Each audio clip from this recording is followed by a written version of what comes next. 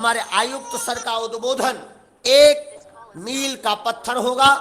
Sir आज हमारे बीच होंगे। मैं सर को बताना चाहूंगा, परम आदरणीय सर, हमारे बीच लगभग 15 राज्यों से अधिक की संख्या में विशेष शिक्षक जुड़े हुए हैं। गोवा, मध्य प्रदेश, त्रिपुरा, अरुणाचल प्रदेश, उत्तर प्रदेश, उत्तराखंड, बिहार, पश्चिम बंगाल इत्यादि ऐसे भिन्न भिन्न राज्यों से लगभग 15 राज्यों से ज़्यादा का पार्टिसिपेशन है। और इसमें 2 से 3 ऐसे प्रतिभागी हैं जो इस समय भारत से बाहर, जैसे एक हमारी बहन है वो ऑस्ट्रेलिया से प्रतिभाग कर रही हैं। ऐसे हमारे कुछ प्रतिभागी इस समय हमसे बाहर भी, देश के बाहर से भी इस कार्यक्रम में प्रतिभाग कर रहे हैं। हमारा सौभाग्य है, उनका सौभाग्य है कि हम अपने परम आदरणीय आयुक्त sir doctor S K. Srivastava sir, Uttar Pradesh विकलांगजन दिव्यांगजन सशक्तिकरण संस्थान के यशस्वी आयुक्त को आज हम सुनेंगे। मैं सर के परिचय में आप सभी को बताना चाहूंगा, सर का परिचय बहुत विराट है। अगर मैं सर का परिचय देने बैठूं तो पूरा दिन बीत जाएगा, लेकिन आप सभी को बताना चाहूंगा, उत्तर प्रदेश में दिव्यांगजन सशक्तिकरण विभाग की स्थापना आपके ही कुशल निर्देशन में एक स्थायित्व को प्राप्त हुई। पूरे भारत में प्रथम समेकित विश्वविद्यालय doctor Shakuntala Mishra national rehabilitation university के कर्णधार के रूप में स्थापित कमेटी के रूप में स्थापना कराने वाले प्रमुख सदस्यों के रूप में आपने महत्वपूर्ण भूमिका निभाई। दिव्यांगजन सशक्तिकरण विभाग में सेवाएं देते हुए आपने लाखों लाख दिव्यांगजनों को समुचित क्रियान्वयन प्रदान करने, उनकी सेवाओं को समुचित उन तक पहुंचाने के लिए नीतिपरक और निर्देशित व्यवस्थाओं को आपने स्थापित किया। भारतीय पुनर्वास परिषद में आपने अपने कार्यकाल को एक उन्नत कार्यकाल के रूप में स्थापित किया तथा साथ ही साथ आपने राष्ट्रीय कृत पर और राज्य स्तर पर दिव्यांगजनों के लिए बनाई जाने वाली नीतियों में भी अपनी प्रमुख भागीदारी निभाई है। ऐसे विराट व्यक्तित्व को पाकर संस्था SIPRH बहुत गौरवान्वित है। मैं संस्था SIPRH के director doctor Naseem Ahmed sir को आमंत्रित करता हूं कि वे आए और हमारे यशस्वी मुख्य अतिथि का स्वागत कर उन्हें आमंत्रित करें बोलने। हम धन्यवाद नागेश जी। ये आज मेरे स्वयं व्यक्तिगत स्तर पर एवं संस्थान SIPRH अमरोहा के लिए एक बहुत ही गौरव की बात है, गौरव का पल है कि आज हमारे बीच हमारे मुख्य अतिथि डॉक्टर S.के. श्रीवास्तव जी, राज्य आयुक्त जन दिव्यांगजन सशक्तिकरण विभाग उत्तर प्रदेश सरकार हमारे बीच हैं। ये हमारे लिए एक अविस्मरणीय एवं अकल्पनीय पल है, जिसके लिए मैं व्यक्तिगत रूप से विगत 5 वर्षों से सर से मुलाकात करना चाह रहा था, सर का आशीर्वाद प्राप्त करना चाह रहा था, जो नहीं हुआ।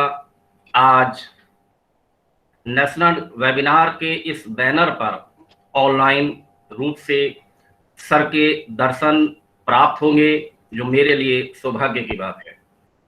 सर के परिचय में मैं नाम मात्र का व्यक्ति हूं जो सर का परिचय देना चाहूं। मैं मात्र एक छोटा स्टूडेंट हूं, छात्र हूं सर के लिए।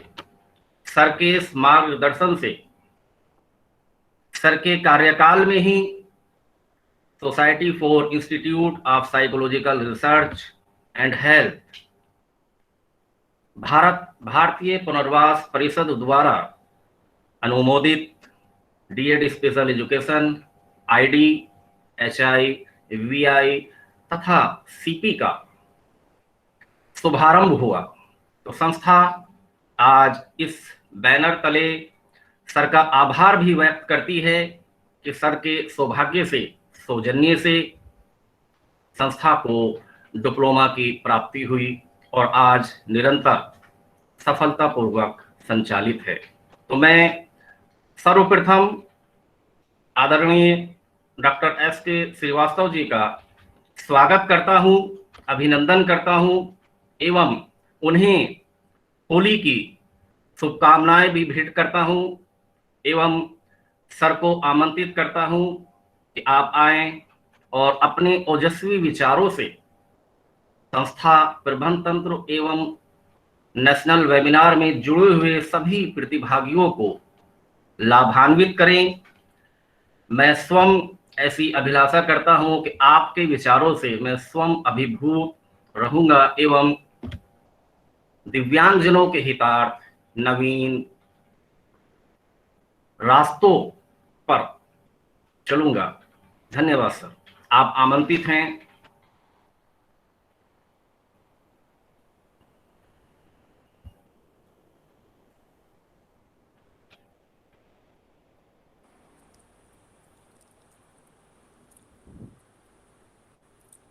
आदरणीय सर कुछ टेक्निकल रीजन से अभी लेफ्ट हुए हैं, तुरंत वो जुड़ रहे हैं। जहाँ से वो हमसे कनेक्ट हो रहे हैं वहाँ थोड़ी सी नेटवर्क का इशू है, लेकिन उसके बावजूद भी विषम परिस्थितियाँ हैं, नए निश्चित हैं, लेकिन उसके बावजूद भी सर हमसे वहाँ से जुड़ पा रहे हैं और सर का निश्चित ही आज आशीर्वचन हमें प्राप्त होगा। और सभी को मैं बता रहा था, एक लंबा समय और दिव्यांगजनों के लिए नीति निर्माताओं के रूप में अपनी बात को न केवल रखना बल्कि उसे नियम प्रणाली के रूप में स्थापित करना, यह सर के व्यक्तित्व का एक विलक्षण प्रतिभायुक्त भाव रहा है। जब भारत की प्रथम inclusive university doctor Shakuntala Mishra national rehabilitation university की स्थापना की बात सोची जा रही थी, तो किसी के जेहन में इतनी बड़ी विश्वविद्यालयी व्यवस्था की कल्पना तक नहीं आई थी। न भूतो न भविष्यत ऐसे भावों को लेकर के भारत में कोई ऐसा विश्वविद्यालय नहीं था जो दिव्यांग जनों के लिए विशेषकर रूप से स्थापित हुआ हो।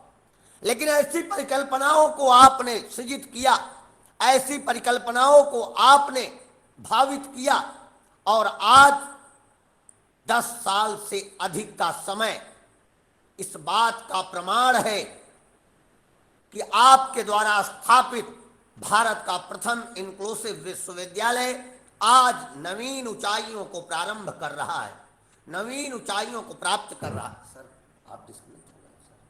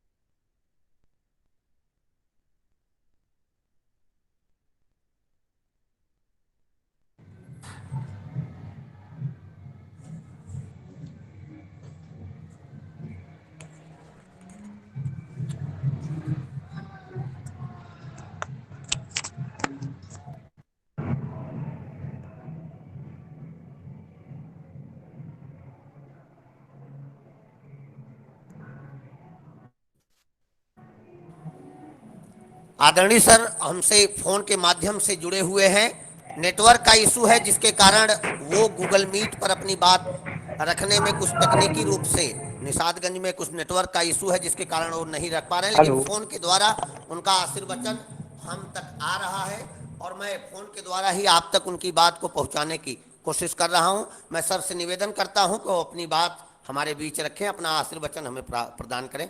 आदरणीय डॉक्टर एस के श्रीवास्तव सर। सर आपकी आवाज जी सर, जी सर, आपकी आवाज आ रही है सर। प्लीज नेटवर्क इशू के कारण हम आप लोगों के साथ वीडियो कॉल और इस पे कनेक्ट नहीं हो पा रहे हैं, लेकिन मुझे बहुत खुशी होती है जब आप लोग हमें जोड़ते हैं और हमारे साथ मिलकर कुछ करना चाहते हैं। Sir voice is not clear sir. जो इस क्षेत्र में काम Sir, not able to hear, sir. मुझे भी बहुत अच्छा लगता है। पहले तो मेरी शुभकामनाएं है इस कॉन्फ्रेंस के बहुत सफलतापूर्वक पूर्ण होने की। Sir, why is not coming? We are not understanding. What are you saying? Doctor Naseem ji से ये कहता हूँ कि ऐसी कॉन्फ्रेंसेस को निरंतर अंतरालों पर Sir, we cannot hear, sir. के अनिवार्य रूप से किया करें। मेरा एक Sorry sir, आवाज नहीं आ रही सर। चाहूंगा और एक आपसे मदद भी चाहूंगा कि जितने लोग हमको आवाज चलो।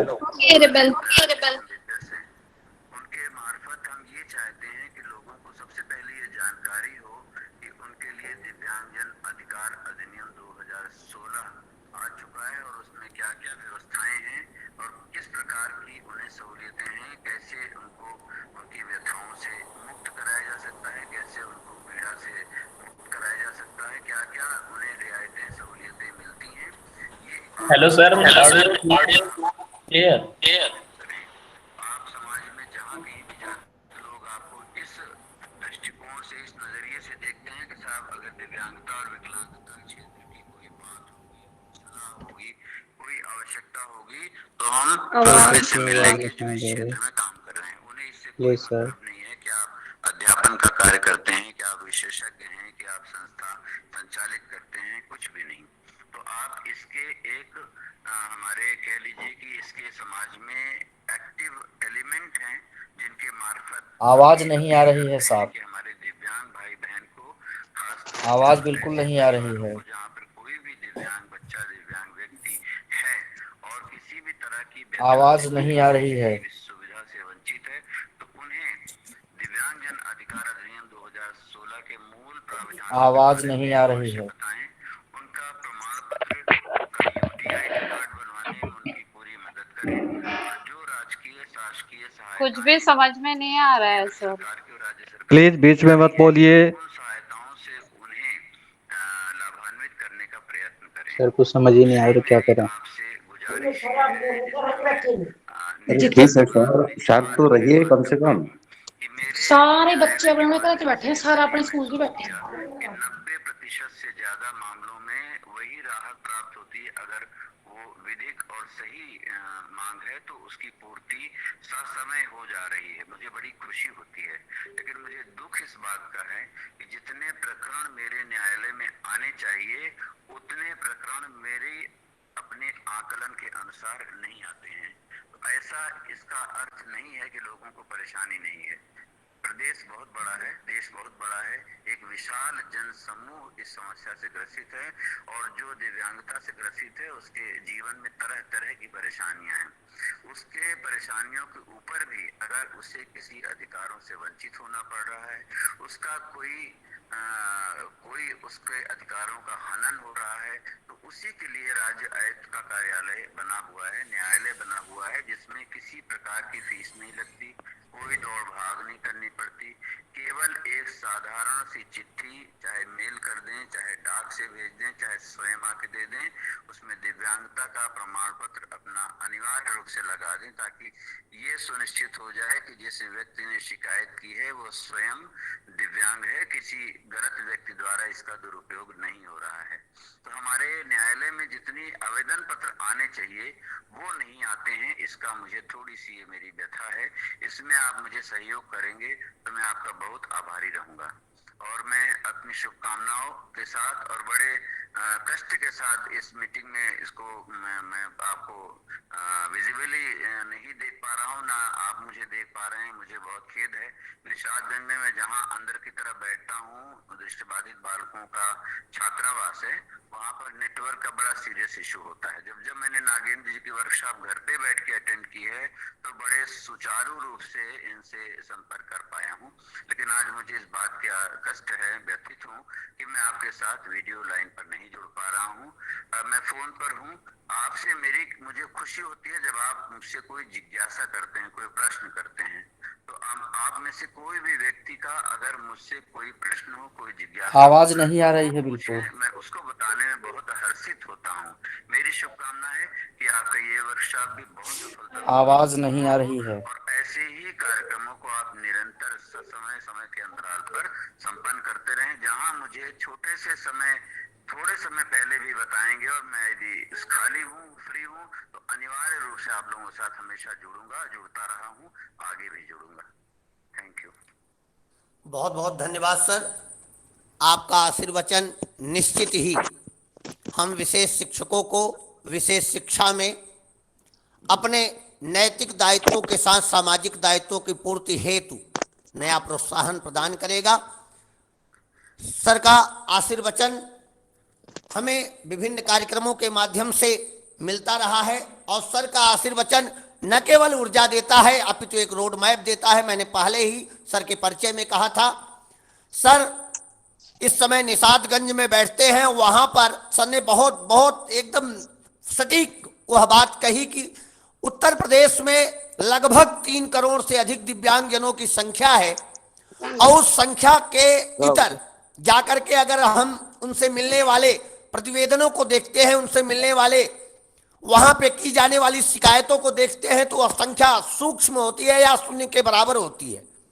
हम विशेष शिक्षकों का यह नैतिक दायित्व है कि हम उन्हें प्रेरित करें और हम उन्हें तैयार करें कि वे अगर किसी समस्या से ग्रसित हैं तो सर तक पहुंचे। हम उन्हें दिव्यांगजन सशक्तिकरण विभाग के इस कमिश्नरेट में पहुंचाने का काम करें और सर के द्वारा उन्हें उनकी सुविधाएं प्राप्त कराने हेतु प्रेरित करें। बहुत बहुत धन्यवाद सर आपका, आपका आशीर्वचन। जी जी हमने एक आदेश पारित किया है तो बहुत उपयोगी है, हम अपने मित्रों को जानकारी देना चाहते हैं। सीबीएसई के सभी विद्यालयों में एक विशेष शिक्षक की अनिवार्य नियुक्ति का प्राविधान है। 2015 में भी सर्कुलर हुआ है, 2018 में भी हुआ है। मैंने निदेशक माध्यमिक शिक्षा, प्रमुख माध्यमिक शिक्षा को यह निर्देशित किया है वो 30 दिन के अंदर ये सुनिश्चित करें कि प्रदेश में जितने भी सीबीएसई से संबद्ध जो स्कूल संचालित हैं उन सभी में एक विशेष शिक्षक की अनिवार्य नियुक्ति हो। 18,500 से ज्यादा स्कूल उत्तर प्रदेश में सीबीएसई से संबद्ध संचालित हैं।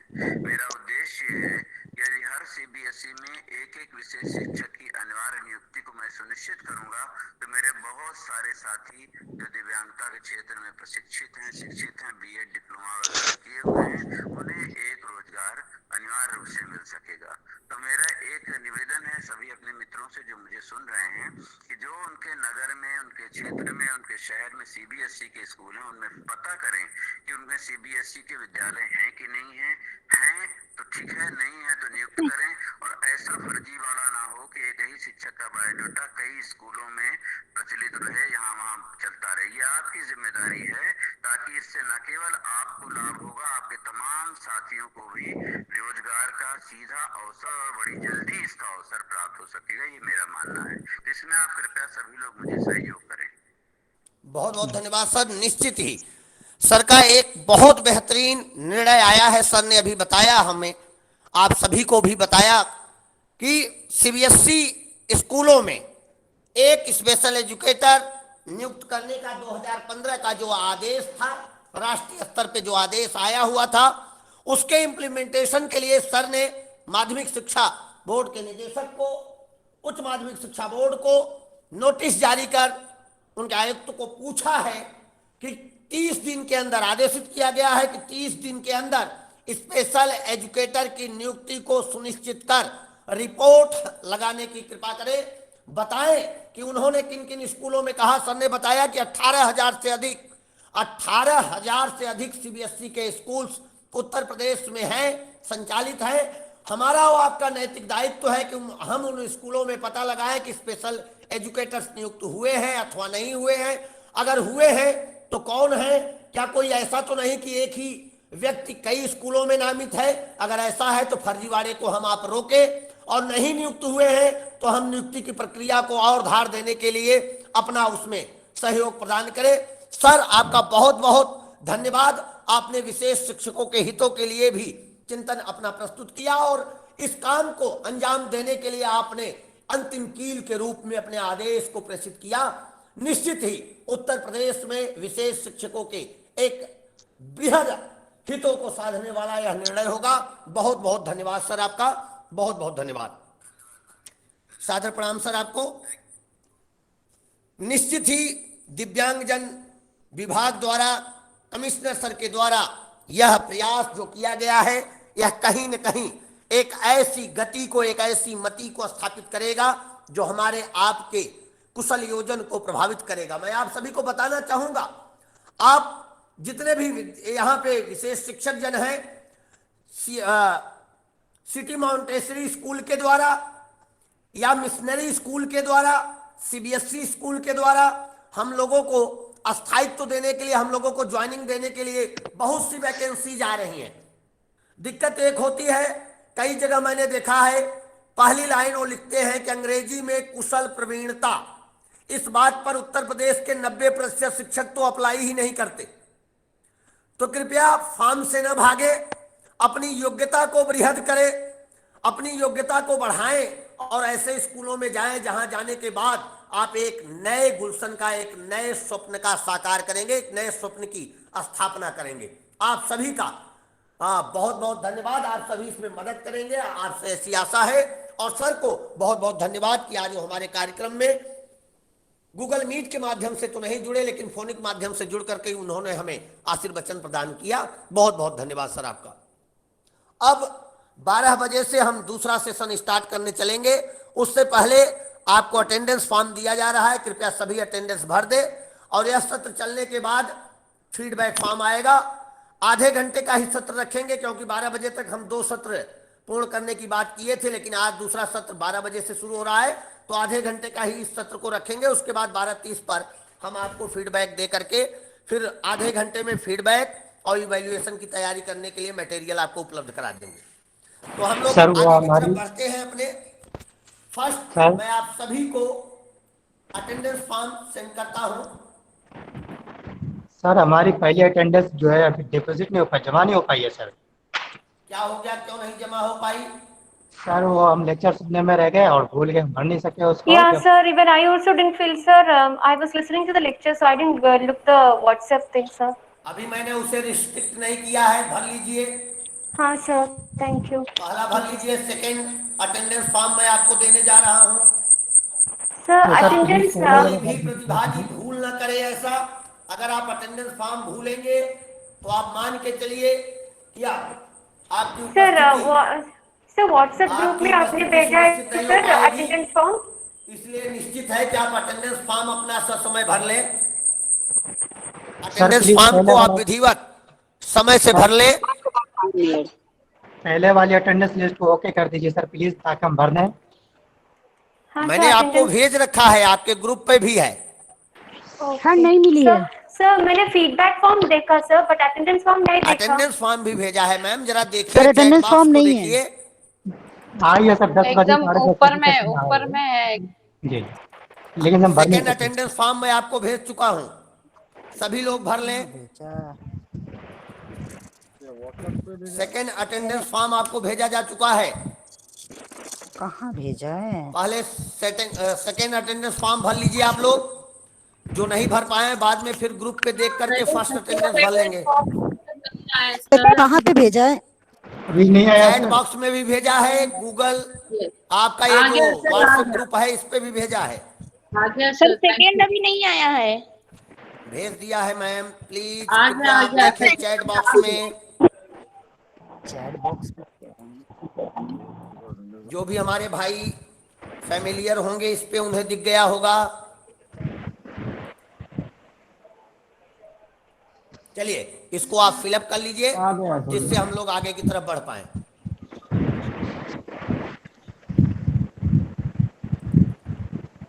हाँ, दूसरे वक्ता के रूप में इससे आवाज क्लियर आ रही है कि नहीं, पहले ये बताइए। जी सर आ रही है। आ रही है, आ रही है। आप सुन पा रहे हैं? अच्छे से आ रहा है, क्लियर एकदम। Very good, thank you. दूसरे वक्ता के रूप में आज हमारे हेलो सर जी। अच्छा, दूसरे वक्ता जो थे उनका नाम भूल गया, एक बार बोलिए ना। अभी दूसरे वक्ता नहीं आए हैं मैम, अभी एक ही वक्ता को आपने सुना है, डॉक्टर विवेकनाथ त्रिपाठी जी को। अच्छा, अगर प्रोवाइड टिप्स बोले तो क्या बोले उस वाले टिप्स में? पहले वाले में डॉक्टर विवेकनाथ त्रिपाठी हाँ हाँ, और अंतिम में लास्ट में जो प्रश्न रहते हैं ना, प्रोवाइड टिप्स, उसमें क्या बोले? मैं समझ नहीं पा रहा क्या आप बता रहे हैं। लास्ट प्रश्न में, एकदम अंतिम प्रश्न में जो रहता है, प्रोवाइड टिप्स फॉर द क्या suggestion of today's program, provide tips for हाँ टुडेस हाँ, तो प्रोग्राम, आप तो क्या? अपना जो मत हो वह सजेस्ट करिए आप। अच्छा अच्छा अच्छा, तो सुना ही नहीं। विचार हो आप वह सेंड करिए। जो आएगा वही लिख देंगे। हाँ जी हाँ जी हाँ जी, निश्चित। अच्छा। सर सेकंड अटेंडेंस पैरामीटर में नहीं। उसके लेक्चरर सर का नाम। जी सर वो अटेंडेंस में टाइम पूछ रहा है सर, फर्स्ट अटेंडेंस में सर कौन सा 12 से टाइम भरना है? 12 से 1 डालिए, 12 से 1। मैं चैट बॉक्स में अटेंडेंस देख नहीं रहा सर, वो हूँ। दूसरा है ना सर, दूसरा अटेंडेंस। लेक्चर का नाम पूछ सर रहा है फर्स्ट सर। अटेंडेंस में टाइम क्या भरना है सर? सेकंड लेक्चरर मैं लिख रहा हूँ। सेकंड सर वो लेक्चरर फीडबैक नागेश फॉर्म है कुमार सर। पांडे। सर वो फीडबैक फॉर्म भेजा है आपने, अटेंडेंस लिंक नहीं भेजी सर, वो फीडबैक फॉर्म पूछ रहा है वो। हाँ जो जी, आपने फीडबैक आपको अभी पांडे अटेंडेंस सर। भेजा गया कि फीडबैक? सर ये फीडबैक बोल रहा है, सर, ये फीडबैक फीडबैक भेजा है। फॉर्म। सर ये फीडबैक फॉर्म है सर। ठीक है, कोई बात नहीं, कोई बात नहीं, उसको न भरिए, बाद में भर सर लीजिएगा। फीडबैक फॉर्म आया है। हाँ बिल्कुल बिल्कुल, ठीक है, बाद में भर लीजिएगा, कोई बात नहीं। अटेंडेंस भेज रहा है आपको, ठीक है जी। आपने जो मुन्ना भेजा है वो का सबमिट फीडबैक मैंने लगा दिया है, आपको कोई समस्या नहीं होगी, आसानी से आप कर पाएंगे। सर आपने फीडबैक फॉर्म भेजा है सर, आपने अटेंडेंस फॉर्म नहीं भेजा है सर, आप चेक सुन कीजिए। लिया बड़े भाई, सुन लिया। Okay sir, thank you. आपकी बात मेरे तक आ गई है। सर नहीं सर, वो 2-3 बार बोला, मगर आप मुझे लगा कि आप शायद सुना नहीं, इसलिए बोला, सॉरी नहीं सर। नहीं, मैंने सुन लिया है। आपको मैं सेकेंड अटेंडेंस भेज रहा हूँ, second okay sir, thank you. Attendance भेज रहा हूँ। यह फीडबैक बाद में आप लोग भरिएगा। हेलो हाँ जी हाँ जी, बताएं मैम। सर अटेंडेंस नहीं हो पाई हमारी। अटेंडेंस नहीं हो पाई आपकी? अभी सर भेज रहा मेरी हूँ, भी नहीं हो, भरिए। अभी सर भेज रहा मेरी भी हूँ, नहीं हो पाई भरिए। First attendance. अभी भेज रहा हूँ, भरिए ठीक है। जी। ग्रुप पर भी भेज रहा हूँ, इस पे भी भेज रहा हूँ। नहीं भेज रहे, इसमें भेज रहे। 1 मिनट का समय लगेगा, हेलो 1 मिनट में आप तक पहुंच जाएगी। सर, ये सेकंड वाली जो अटेंडेंस भेजी है वो लिंक ही नहीं खुल रहा है। नहीं, मैंने रिस्ट्रिक्ट कर दिया है अभी। अटेंडेंस नहीं है, फीडबैक है, रिस्ट्रिक्ट किया। अब नया भेजा हूँ, देखिए, ओके सर, नया ओके। भेजा हूँ, देखिए। अभी कहाँ पहुंचा है? इसमें तो चल ही नहीं रहा।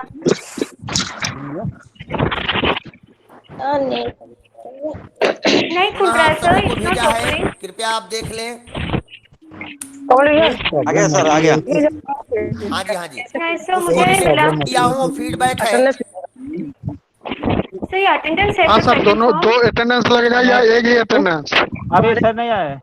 अभी सेकेंड नहीं आया है, सेकेंड आपको दिया हूँ, फीडबैक बाद में भरेंगे। नहीं आया है। अटेंडेंस एक क्या है ही आपको? लगेगा या दो? Low sir, attendance is low. Not accepting sir. दूसरा अटेंडेंस फॉर्म आपको नहीं आया है। कृपया सर अटेंडेंस आप ग्रुप पर देख लीजिए, ग्रुप पे भेज दिया, गूगल मीट पे भेज दिया, सभी लोग देख चुके होंगे।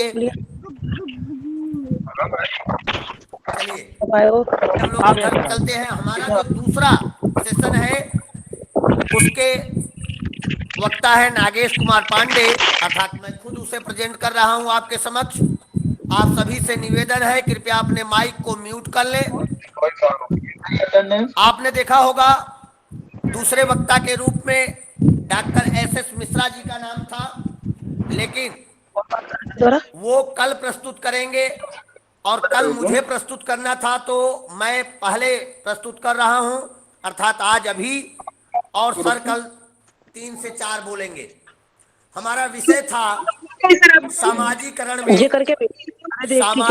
में दिव्यांगजनों को सामाजिकृत करने की जो व्यवस्थाएं हैं उसको कैसे समुचित किया जाए, सोसाइटी का भाव कैसे रखा जाए, समाज क्या है कैसे समझा जाए, कैसे दिव्यांगजनों को समझाया जाए, इन सब विषयों पे बात करने की बात हुई थी।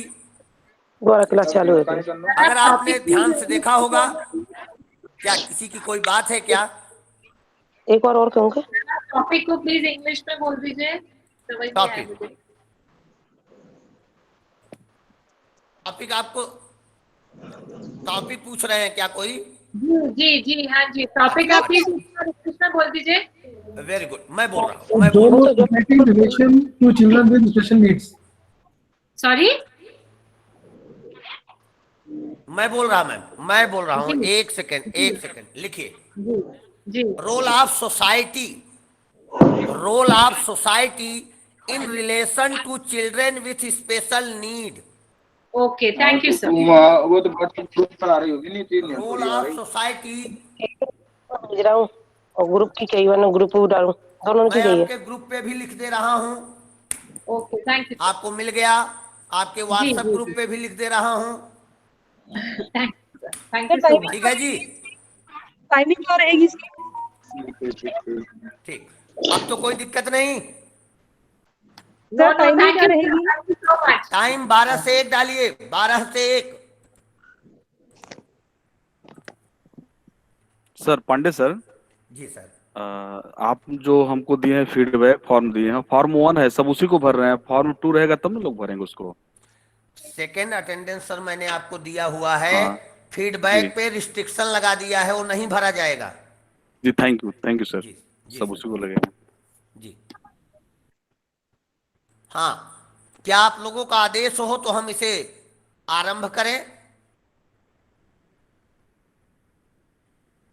Yes sir. जी hello hello sir hello hello जी सर, फीडबैक बार फॉर्म नहीं भरा जाएगा? नहीं भरा जाएगा बबलू जी, नहीं भरा जाएगा। कैसे थैंक यू कहूँ, सर, मैंने थैंक यू। उसे रिस्ट्रिक्ट कर रखा है, रोक रखा हाँ है, सर, रोक दिया है। हाँ sir, thank you sir. Attendance sorry भरिए मेरे भाई, मेरे प्यारे, मेरे। सर फर्स्ट वाली अटेंडेंस नहीं भर एक्सक्यूज पाए me sir. Sir, excuse me sir. आप इसमें सभी टाइम, बहनों से, सभी भाइयों से निवेदन है, इस सेशन को चलने दें। आपकी हमारी समस्या समाप्त नहीं होगी, हम समाप्त हो जाएंगे। इसमें टाइम क्या भर दीजिए सर, इसमें टाइम क्या भरना है? 12 से 1 चैट बॉक्स भी देख लिया करिए कभी कभी। 12 से 1, 12 बजे दोपहर से दोपहर 1 बजे तक। ओके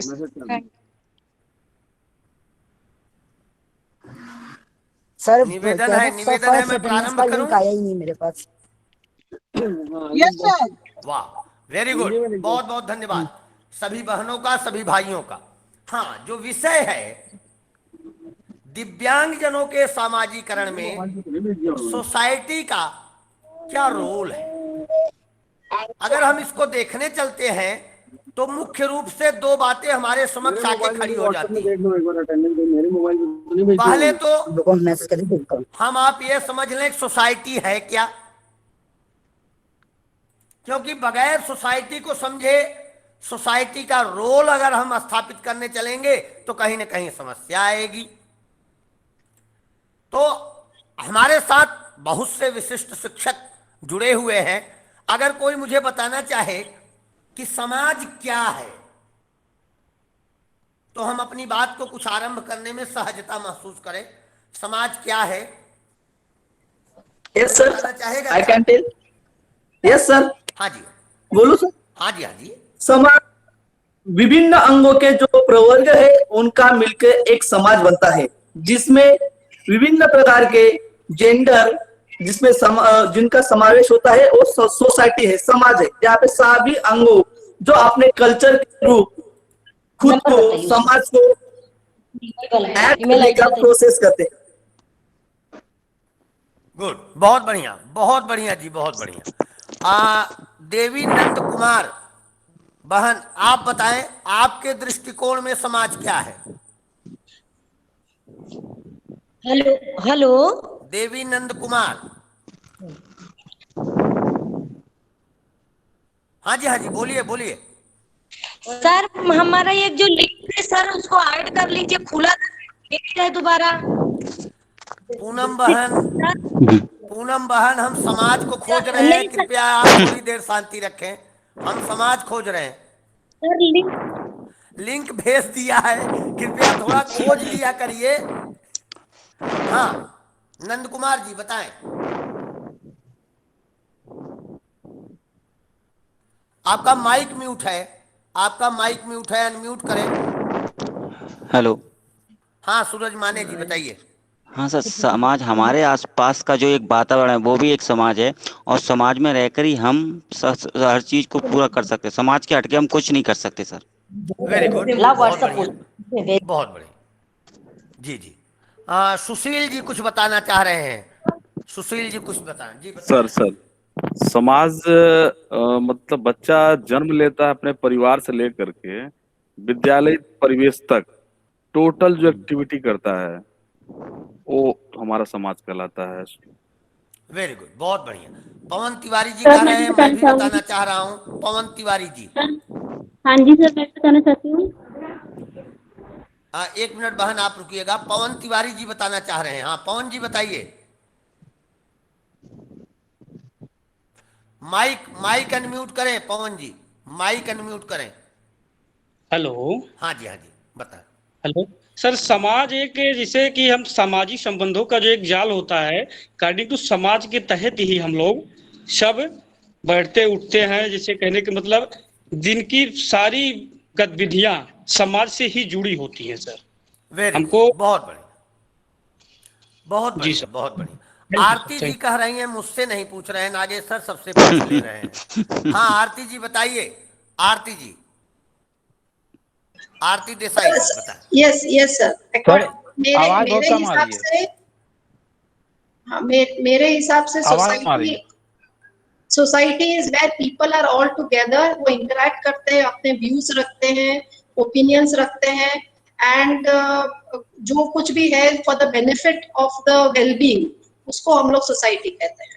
चाहे उसमें सारे एज ग्रुप के पीपल अभी आ सकते हैं, बच्चे से लेके टीनेजर से लेके एडल्ट से लेके ओल्ड एज से। So it's a society and it is a process जहाँ पे from the childhood to the teenage to the adulthood to the old age. जी जी, बहुत बढ़िया, बहुत बढ़िया आपने कहा। पायल चावला जी कह रही हैं, in simple language society includes the people, culture around and individual. बहुत बढ़िया, बहुत बढ़िया। मतलब हमारे सभी विशेष शिक्षक इस बात से सहमत हैं कि दो या दो से अधिक व्यक्तियों का एक समूह समाज है। हेलो। सही है, ठीक है। अब हेलो। अगर हम थोड़ा सा पुस्तकीय अध्ययन को देखते हैं, पुस्तकों की बात करते हैं, समाजशास्त्रियों की बात करते हैं, तो हम कहते हैं समाज सामाजिक संबंधों का जाल है। यही कहते हैं ना, समाज सामाजिक संबंधों का जाल है। जब हम ये कहते हैं कि समाज सामाजिक संबंधों का जाल है, जब हम ये कहते हैं दो या दो से अधिक व्यक्तियों का एक समूह समाज है, जब हम ये कहते हैं हमारे आसपास का वातावरण, संस्कृति, सभ्यता, वहाँ की व्यवस्थाएं, आहार व्यवहार, उनके द्वारा किया जाने वाला कार्य, सभी कुछ समाज के अंतर्गत आने वाली गतिविधियां हैं, तो क्या इसमें हम कहीं ऐसा कह रहे हैं कि समाज वह है जिसमें दिव्यांग नहीं होगा? क्या हम ये कह रहे हैं दिव्यांगों को हटाकर दो या दो से अधिक व्यक्तियों के समूह को समाज कहेंगे? क्या हम कहीं ऐसा पढ़े हैं सामाजिक संबंधों का जाल लेकिन दिव्यांगों को छोड़कर? नो सर, ऐसा कहीं नहीं है, है क्या? No sir. नहीं। अब हम आप क्या कहते हैं, हमें अपने दिव्यांग बच्चों को समाज की मुख्य धारा में लाना है। जब किसी पुस्तक में मुझ जैसा छोटा विद्यार्थी इस बात को पढ़ता है, या मेरे किसी विशेष शिक्षक के, किसी विद्वान के शब्द को सुनता है, तो मैं उसी दिन से आज तक चिंतित रहा हूं कि समाज की मुख्य धारा में लाना है। तो मतलब क्या समाज इनसे अलग है क्या? क्या समाज अलग हो गया, दिव्यांग अलग हो गए? कोई एक ऐसी धारा बह रही है, कोई ऐसी तरंग है, कोई ऐसी इलेक्ट्रॉनिक थर्मामीटर चल रहा है जिसमें दिव्यांग नहीं दौड़ पा रहे हैं और सब दौड़ रहे हैं? मुख्य है क्या हमारे यहाँ समस्या इस बात की है, चाहे भारत सरकार की मैं बात करूं, चाहे उत्तर प्रदेश सरकार की बात करूं या संविधान की बात करूं, अभी तक हम दिव्यांग जनों को आइडेंटिफाई करने के लिए उनके नाम का ही नामकरण सुनिश्चित नहीं कर पा रहे हैं। हर सरकार कुछ न कुछ नया नाम देती है, हर सरकार कुछ न कुछ नया देके जाती है। कोई विकलांग कहता है, कोई विकलांग जन कल्याण कहता है, कोई दिव्यांग कहता है, कोई विकलांग सशक्तिकरण कहता है, कोई दिव्यांग जन उत्थान सशक्तिकरण कहता है। मतलब आज भी आजादी के 70 साल 75 साल बाद भी हम अभी वह लैंग्वेज खोज रहे हैं जिसके बल पर हम इनसे बात करेंगे। 2014 में एक दिव्य शब्द मिला, दिव्यांग शब्द। दिव्यांग कौन? जिसके अंग दिव्यांग हैं, दिव्य हैं, दिव्यतम है, उड़ता है, फ्लाइट मिल जाती है, हेलीकॉप्टर में बैठ जाता है, भांति भांति भांति भांति और सब कुछ।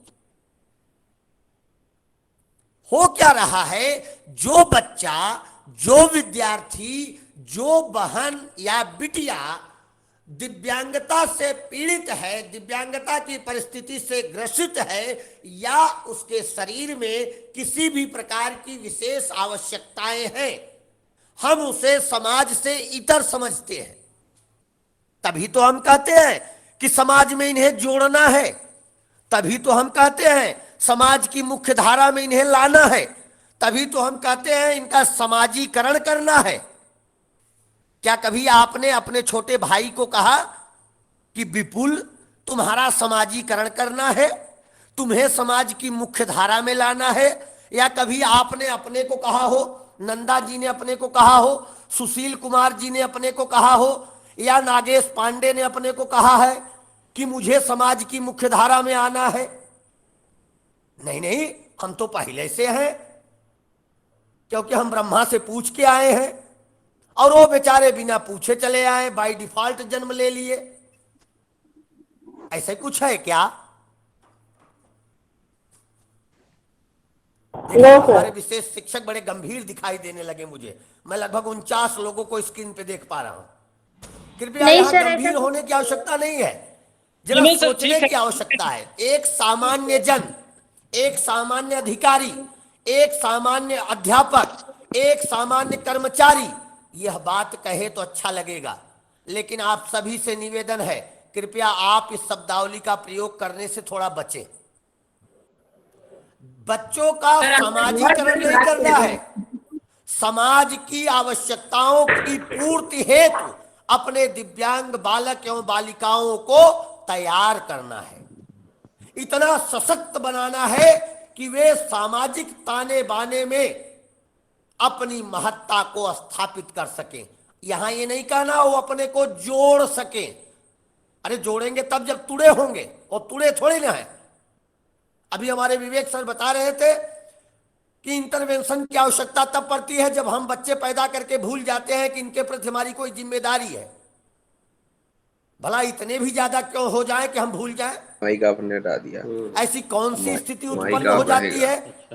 ये अगर मैं ज्यादा कठोर न हो जाऊं, धरातली तौर से बात कहूं, तो मैं स्पष्ट कहूंगा 90% दिव्यांग जनों के सामाजिक कृत व्यवस्था को स्थापित करने में माँ बाप, भाई बहन और उनके आसपास का वातावरण बाधा बनता है। मैं यहां आपसे एक छोटा सा प्रश्न पूछूं, क्या दृष्टि का अभाव चलन क्रिया को प्रभावित करेगा? ये हमारी बहन करुणा ठाकुर जी, करुणा जी, आप देश से बाहर हैं तो आपका उत्तर हमारे देश को गौरवान्वित करेगा। आप बताएं, क्या दृष्टि का अभाव चलन क्रिया को प्रभावित करता है? सर आपका हिंदी में क्वेश्चन बहुत टफ लग रहा है। अच्छा, मैं थोड़ा इसको देखता हूं और ओरिएंटेशन, सॉरी, जो विजुअल इंपेयरमेंट की परिस्थिति है, क्या वह वॉकिंग की स्थिति को, चलने की स्थिति को प्रभावित करती है, डिफिकल्ट बनाती है? डेफिनेटली सर, बिल्कुल बनाते हैं जी सर। वेरी गुड करुणा जी, वेरी गुड हमारी बहन जी। और कोई कहेगा? हाँ सर डिफिकल्ट बनाते हैं। हाँ, 2-4 लोग और कह दीजिए। बिल्कुल सर, डिफिकल्ट बनाती है sir. Very good, very good. बिल्कुल सर, बिल्कुल बिल्कुल। और कोई बता दीजिए। सर वीआई बच्चे आते हैं तो इसको मोबिलिटी में दिक्कत आती है। हाँ, दिक्कत आती है, दिक्कत आती है। Very good, very good. Coordination coordination में दिक्कत आती है। Coordination very good. अच्छा, अब रुकते हैं। स्किल्ड होके सर उन समस्याओं से वो समाधान कर सकता है। अरे अरे अरे नहीं भाई, वहां नहीं, और पहले रहते हैं। रुके रुके, समस्याओं का समाधान न करिए। मैं कोई Yes, किताब sir, की भाषा आप- नहीं बोलूंगा, एकदम निकट होके पढ़ाऊंगा। ध्यान रहे, पढ़ा क्या रहा हूं मैं, तो सीख रहा हूं। मैं क्या पढ़ा रहा हूं? ठीक है हाँ, सर, ठीक है। चलिए। दृष्टि का अभाव किसी भी तरीके से चलन क्रिया को प्रभावित नहीं करता। दृष्टि का अभाव चलन क्रिया को प्रभावित नहीं करता। इसमें जितने भी हमारे शिक्षक बैठे हैं, कोई बता दे कि आपका लड़का, आपकी लड़की, आपका भाई, आपकी बहन जब पैदा हुई, दृष्टि थी तो दौड़ने लगी। कोई ऐसा रहा क्या? नहीं। अगर ऐसा कभी रहा हो तो मुझे बताइए। उसकी अंगुलियां पकड़कर, उसको उठाकर, आजा भैया भैया, राजा भैया रैया, आजा आजा जा जा जा जा जा, किसने किया था? हम ही आपने किया था ना। आ जाओ, आ जाओ मुन्नू, आ जाओ चुन्नू, आ जाओ घसेटू, आ जाओ लपेटू, आ जाओ। यहां जितनी भी हमारी बहनें बैठी हैं, माताएं बैठी हैं, सब कहती होंगी आज मेरा बिट्टू बैठने लगा है। Wow, that's imagine. आज वह खड़ा हो गया। That's imagine. आज वह चलने लगा। और इमेजिन। और मेरे बेटे को क्या कहा जाता है? अरे कहीं न जाना, बैठे रहो बैठे रहो, चोट लग जाएगी, कहीं नहीं जाना है, अगला कदम कुएं में पड़ जाएगा, अगर इधर गए सामान टूट जाएगा, ये हो जाएगा, वो हो जाएगा। घर के बाहर आप तब जाओगे जब कोई आपका हाथ पकड़ेगा। हम उन्हें रिस्ट्रिक्ट करते हैं, दृष्टि उन्हें रिस्ट्रिक्ट नहीं करती। कोई भी बालक जो सिर्फ बालक है, विशेष आवश्यकता वाला बालक जो सिर्फ बालक है, अगर उसको बालक समझ करके आप ट्रीटमेंट दीजिए, 100% उसे ओरिएंटेशन एंड मोबिलिटी की आवश्यकता ही नहीं पड़ेगी। और मैं ये कोई हवाई नहीं कह रहा हूं। आप कभी लखनऊ आइएगा, वहां एक कॉलेज है क्राइस्ट चर्च, अगर आपने सुना हो, हजरतगंज में है Christ church. Christ church college में कई ऐसे बच्चे पढ़ते हैं जो 100% दृष्टिबाधित है और इतनी तेज रफ्तार में दौड़ते हैं, भागते हैं, 4 साल 5 साल 6 साल के, कि आप कहेंगे ही नहीं कि ये दृष्टिबाधित है। उन्हें डर ही नहीं लगता। आप हाथ छोड़ो, एकदम फिरंगी की तरह भागेंगे, क्योंकि उनके मम्मी पापा ने कभी बताया ही नहीं कि आप चोट खा जाओगे। प्रथम दृष्टया शुरुआती दौर में आपका बच्चा, मेरा बच्चा या किसका बच्चा नहीं गिरा जी? क्या कभी आपने उसे रिस्ट्रिक्ट कर दिया कुर्सी पे बैठा के, आज के बाद तुम नहीं जाओगे जब तक मैं हाथ नहीं पकड़ूंगा? क्या आपने कभी उसे डराया कि चोट लग जाएगी, फलाने जगह लड़ जाओगे, ये हो जाएगा, वो हो जाएगा? कोई बताएगा? क्या आप सहमत हैं या मैं ऐसे ही कह रहा हूं? कोई एक जन बताएं। नहीं सर, आप बिल्कुल बहुत सही कह रहे हैं सर। सर ठीक है। देखने और चलने में कोऑर्डिनेशन तो होता है। सर आपके विचारों से हम पूरी तरह सहमत हैं। प्रभावित नहीं करता है, लेकिन क्या होता है कि हम जो है उसको कन्वर्ट कर देते हैं। जैसे अभी हम देख के चलते हैं तो हम टच पे आ जाते हैं, हमारा साइड चेंज होता है लेकिन प्रभावित नहीं होता है। हम दूसरे टच पे डिपेंड हो जाते हैं लेकिन चलते हैं। वेरी गुड सुशील सर, आपने बहुत बढ़िया कहा। हम देख के चलते हैं तो देख करके चलने वाली क्रियाएं करते हैं, नहीं तो हम टच पे आ जाते हैं।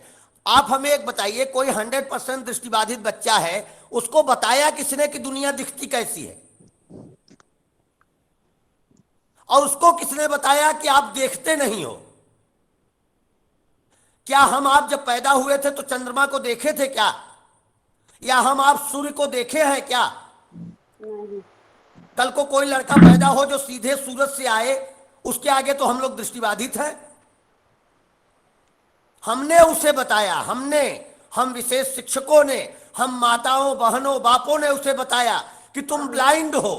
अब उसने पूछा ब्लाइंड क्या होता है? अरे तुम देख नहीं सकते, हम देखते हैं। अच्छा, देखना क्या है? हर चीज को तुम ये ऐसा चित्र वैसा चित्र, हम उसे रोज बताते हैं बेचारा, और उसी में छठी छटाई दादियां बैठ जाती हैं, उसी के सामने रोज कहने लगती हैं क्या कहें भाग्य फूट गई बेचारा, अरे राम राम राम राम राम राम राम।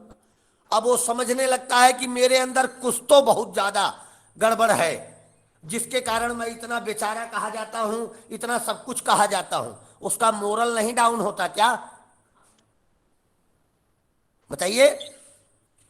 मैं रोज आरती बहन को या सुचिपाल जी को या देवीनंद कुमार जी को, नागेश पांडे को, रामलाल जी को, राकेश पटेल को रोज कहूं बड़े कमजोर हैं, बड़े कमजोर हैं, कुछ नहीं कर सकते, बेचारी बेचारा। या ऑस्ट्रेलिया जाके बहन करुणा को कहूं बेचारी करुणा। इनका मोरल एथिक्स बड़ा होगा क्या? आप ऑटो में चढ़ने लगे, ऑटो वाला आपका हाथ पकड़ ले, संभाल के आना, तुम आधा ही देखते हो, मैं ऑटो के पीछे तक देख रहा हूं, इसलिए तुम धीरे से आना।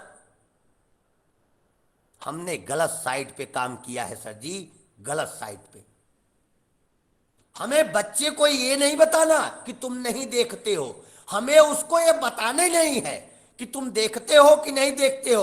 उसे स्पर्श से दिखाइए ना, उसको भी लगेगा कि मेरे बाप ऐसे देखते हैं, उसको भी लगेगा मेरी माँ ऐसे देखती है।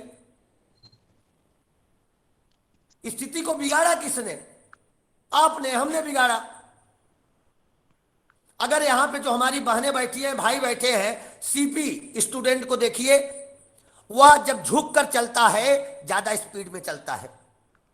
जब पैरों को, दोनों पैर और दोनों हाथ जमीन पर रखकर चलता है, मैंने सैकड़ों ऐसे बच्चों को देखा है, ऐसे नहीं बता रहा, जब दोनों हाथों को जमीन पर रख देता है, दोनों पैरों को रख के चलता है, मानता हूं सामाजिक योजन के पक्ष में बात नहीं आई, लेकिन वह ज्यादा तीव्र गति से चलता है। हम क्या करते हैं, आपने देखा होगा, पीछे से उसे बेल्ट बांध देते हैं, लोहे का स्टैंड लगा देते हैं, अब वह एक एक कदम गिन के चलने लगता है। कभी आपने अनुभव किया होगा, जब उसे बेल्ट पर, उसे प्लेट पर टाइट बांधते हैं, कितना वो शोर मचाता है, कितना रोता है, कभी देखा है आपने? हम क्यों बांधते हैं? हम कहते हैं ये समाज में रहने वाले व्यक्तियों के जैसा नहीं चलता, ये दोनों हाथ नीचे रख के चलता है। हम अपने लायक उसे बनाने के चक्कर में उसकी गति को बाधित करते हैं, हम अपने लायक बनाने के चक्कर में उसे आभास करा देते हैं कि तुम कमजोर हो, लेकिन उसकी उस स्थिति को स्वीकार नहीं करते। अगर उसी स्थिति को स्वीकार कर ले, वहीं से ग्रोथ करना शुरू कर देगा। किसी दृष्टिबाधित बच्चे में अल्प दृष्टिबाधिता की कमी आई अथवा पूर्ण दृष्टिबाधिता की कमी आई, माता पिता डॉक्टर के चक्कर लगाना शुरू कर दिए, और कुछ तो माता पिता ओझौ वैद्य को दिखाना शुरू कर दिए। अब वो कह रहा है कि मुझे भी पढ़ना है, मुझे भी पढ़ना है। नहीं नहीं नहीं नहीं, बाबा बंगाली दास के यहां पहले चलो, बाद में पढ़ना। फला एक काम 2 साल 3 साल 4 साल बाद वह स्कूल में जा पाता है। आपने देखा होगा, आपके पास ऐसे सैकड़ों उदाहरण होंगे कि दृष्टिबाधित बच्चे समय के बाद 5 साल 6 साल बाद में स्कूल में पहुंच पाते हैं, और हम कहते हैं बेचारे पढ़ने में कमजोर होते हैं। 3 साल का आपका बच्चा पहुंच गया, मेरा बच्चा 6 साल पे पहुंच रहा है, 3 साल तो हम खा गए उसका, और हम कह रहे हैं कमजोर है। अरे कमजोर है नहीं, कमजोर मैंने बनाया, हमने उसे कमजोर बनाया है, वह कमजोर है नहीं।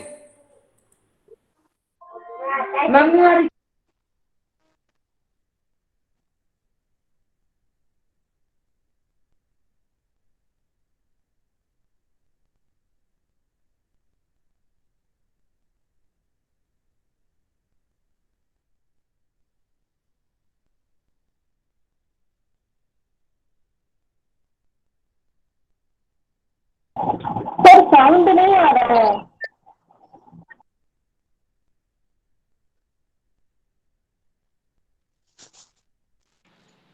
सर आवाज बाधित है आपकी।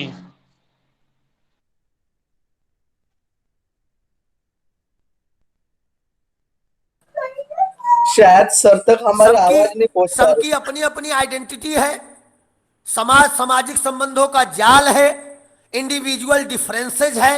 ये बड़ी बड़ी बातें हम ही लोग तो करते हैं कि नहीं करते हैं? जी सर, जी जी। हम कहते हैं इंडिविजुअल डिफरेंसेज है, व्यक्तिगत भिन्नताएं हैं, और दूसरी तरफ कहते हैं नहीं तुम्हें समाज के जैसा होना चाहिए। अरे हद करते हो, अभी कहा है कि इंडिविजुअल डिफरेंसेज है, अभी कह रहे हो ऐसा होना चाहिए। ऐसा कैसे हो जाएगा? राम राम है, श्याम श्याम है। मेरा बड़ा बेटा बड़ा अच्छा है, दूसरा बेटा अच्छा नहीं है, बड़े बेटे जैसा दूसरा नहीं है, तो भैया दोनों को ले जाओ किसी कंपनी में मर्ज करा दो, दोनों एक जैसे हो जाएंगे। अरे बड़ा बड़ा लड़का है, छोटा छोटा लड़का है, उसकी अपनी क्षमताएं हैं, उसकी अपनी क्षमताएं हैं। और मैं ऐसे नहीं कह रहा हूं, आपने जब समाज को पढ़ा होगा तो समाज की विशेषताओं में इस बात को एकदम स्पष्ट कहा गया है। वहां कहते हैं समाज अमूर्त है, समाज अमूर्त है, अर्थात इसका कोई नैतिक मूर्त, नैतिक स्वरूप नहीं है, कोई निश्चित स्वरूप नहीं है। जैसा स्वरूप आता है समाज वैसे स्वरूप को स्वीकार करता जाता है। आगे कहते हैं समाज में समानता व भिन्नता दोनों पाई जाती है। समानता और भिन्नता कितना स्पष्ट है, कितना बढ़िया उल्लेख हमारे आपके सामने है। समानता उनमें सामान्य का सामान्य के साथ, दिव्यांग का दिव्यांग के साथ। एक हमारे भाई पूछ रहे हैं कौन बोल रहा है? नागेश पांडे बोल रहा हूं, नागेश पांडे बोल रहा हूं भैया। समानता और भिन्नता, भिन्नता किसमें? सामाजिक जन से, जो सामान्य जन है उनसे दिव्यांग जनों की भिन्नता, जो सामान्य जन है उसमें बालक बालिका की भिन्नता।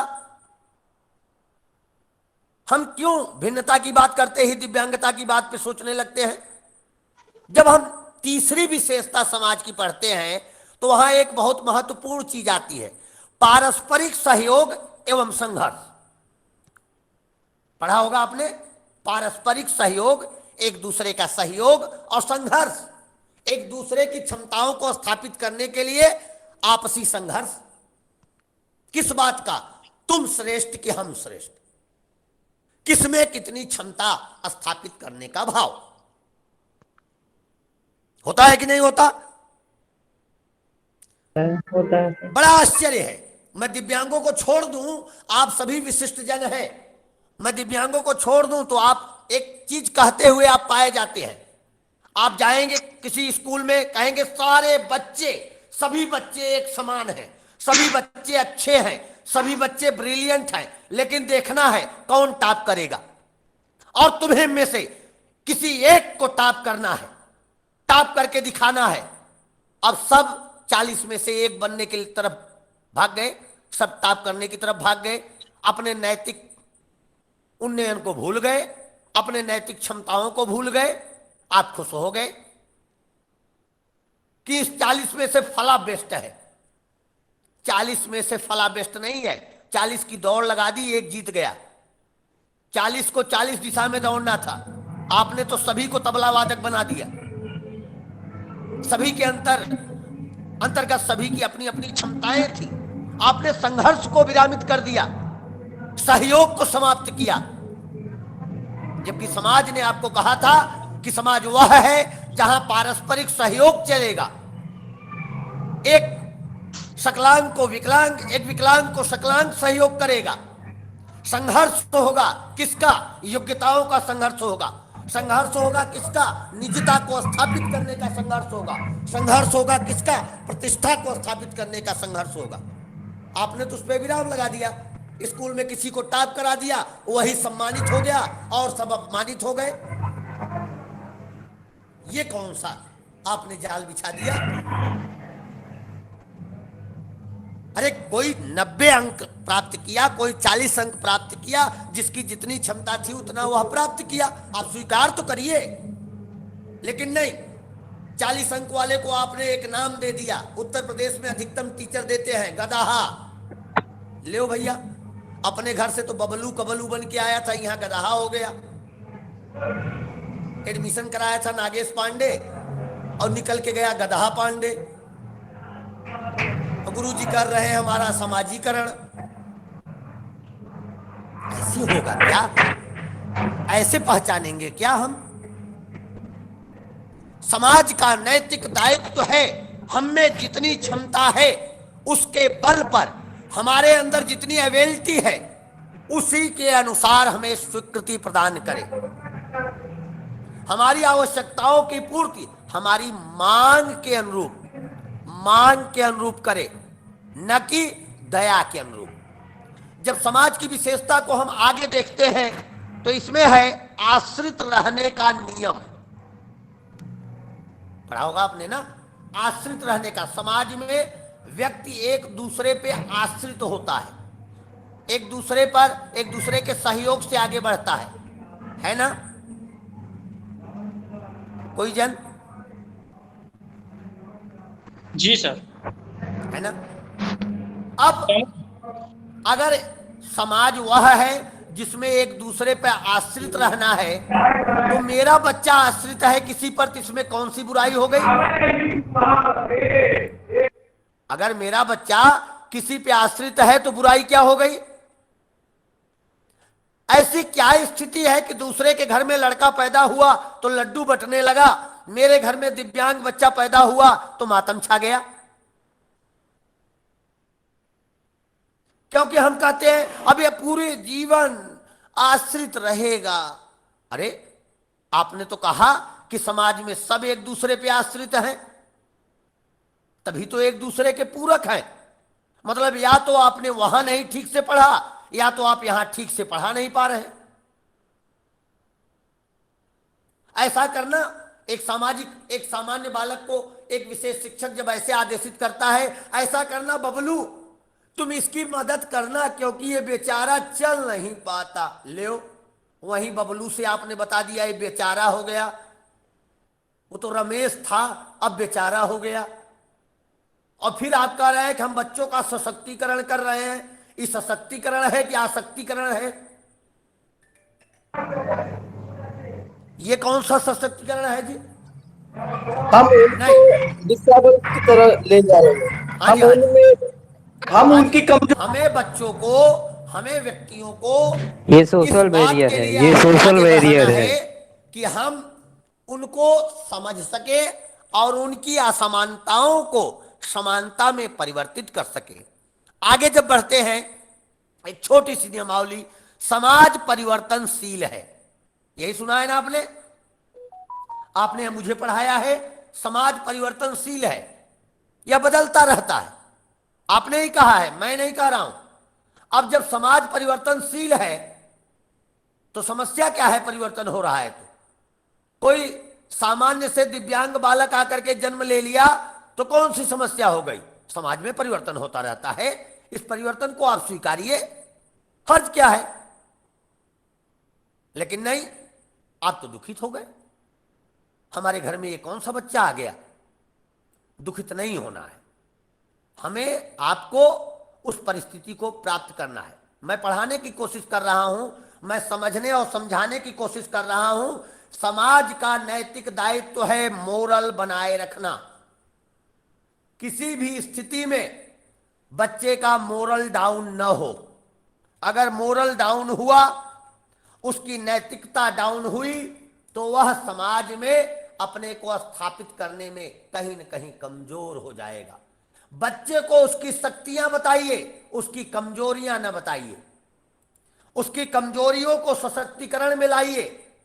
अगर आप ऐसा नहीं करेंगे तो वह बच्चा कमजोर हो जाएगा और उसके जिम्मेदार आप और हम होंगे और कहेंगे कि किसी दूसरे के कारण से हो रहा है। किसी दूसरे के कारण से नहीं हो रहा है, हमारे आपके कारण से हो रहा है।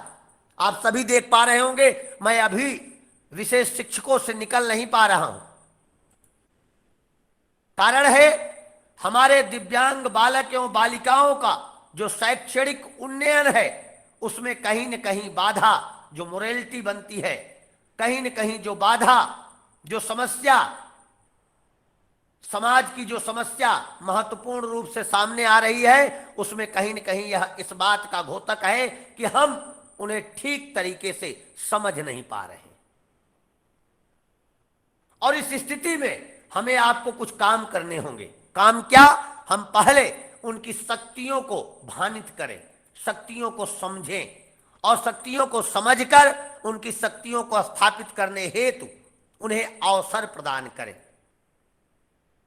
हम सदा इस बात को स्थापित करने का प्रयास करें कि समाज में उनकी अपनी इंडिविजुअल आइडेंटिटी है, समाज उनका है। तो आप सभी विशेष शिक्षकों से, मैं ज्यादा नहीं, क्योंकि आप सामाजिक रूप से अपनी बात रखना जानते हैं और आपको अभी कई एक्टिविटीज करनी है, तो मैं अपनी बात को यहीं पूर्ण कर रहा हूं। लेकिन मैं आपसे कहूंगा, इस पे आप चर्चा करिएगा। इस सेशन को मैं आगे किसी और टाइम में बढ़ा लूंगा। फीडबैक मैंने आपको भेज दिया है, आप सभी फीडबैक को भर लें और फीडबैक भरने के बाद इसकी रिकॉर्डिंग आपको